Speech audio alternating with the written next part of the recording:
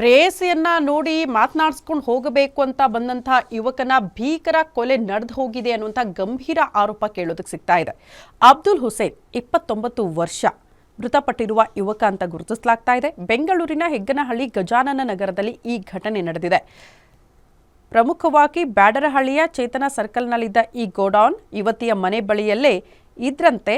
ಈ ಗೋಡೌನ್ ಹತ್ರನೇ ಆಕೆಯನ್ನ ಭೇಟಿ ಮಾಡಿ ಮಾತಾಡ್ಸ್ಕೊಂಡು ಬರೋದಕ್ಕೆ ಅಂತ ಹೋಗಿದ್ದ ಯುವಕ ಇವತ್ತು ಸಹೋದರನಿಗೆ ಕರೆ ಮಾಡಿದ ಯುವತಿಯ ತಂದೆ ಅಂತೆ.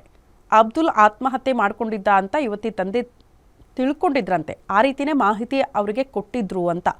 ಗಜಾನನ ನಗರ ಬಳಿಯಲ್ಲಿ ಬರೋದಕ್ಕೆ ಯುವತಿಯ ತಂದೆ ಹೇಳ್ತಾರೆ. ಸ್ಥಳಕ್ಕೆ ಬರ್ತಿದ್ದಂತೆ ಆಟೋದಲ್ಲಿ ಮೃತ ದೇಹ ಇಟ್ಟು ಯುವತಿ ಕುಟುಂಬಸ್ಥರು ಅಲ್ಲಿಂದ ಪರಾರಿಯಾಗಿದ್ದಾರಂತೆ. ನಂತರ ಪೊಲೀಸರಿಗೆ ಅಬ್ದುಲ್ ಹುಸೇನ್ ಕುಟುಂಬಸ್ಥರು ಮಾಹಿತಿ ಕೊಟ್ಟಿದ್ದಾರೆ. ಯುವತಿಯ ಕುಟುಂಬಸ್ಥರಿಂದ ಸಾವಿನ ಬಗ್ಗೆ ಮಾಹಿತಿನ ಕಲೆ ಹಾಕೋದಕ್ಕೆ ಪೊಲೀಸರು ಮುಂದಾಗ್ತಿದ್ದಾರೆ.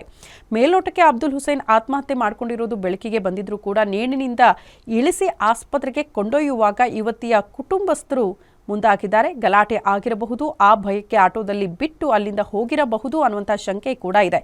ಮೃತದೇಹವನ್ನು ಮರಣೋತ್ತರ ಪರೀಕ್ಷೆಗೆ ರವಾನೆ ಮಾಡಲಾಗಿದ್ದು ಕಾಮಾಕ್ಷಿ ಪೊಲೀಸ್ ಠಾಣೆಯಲ್ಲಿ ಈ ಕುರಿತು ಪ್ರಕರಣ ಕೂಡ ದಾಖಲಾಗಿದೆ.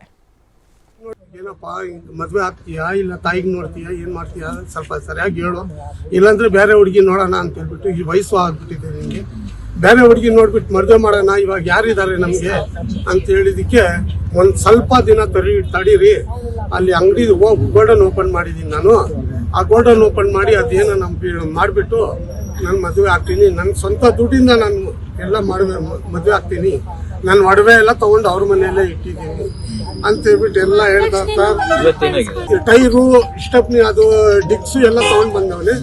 ಅಲ್ಲಿ ಎಲ್ಲ ಇವ್ರ ಮನೆ ಹತ್ರ ಹೋಗಿದ್ದಕ್ಕೆ ಎಲ್ಲ ತಗೊಂಡು ಖಾಲಿನೂ ಆಗ್ಬಿಟ್ಟಿದೆ.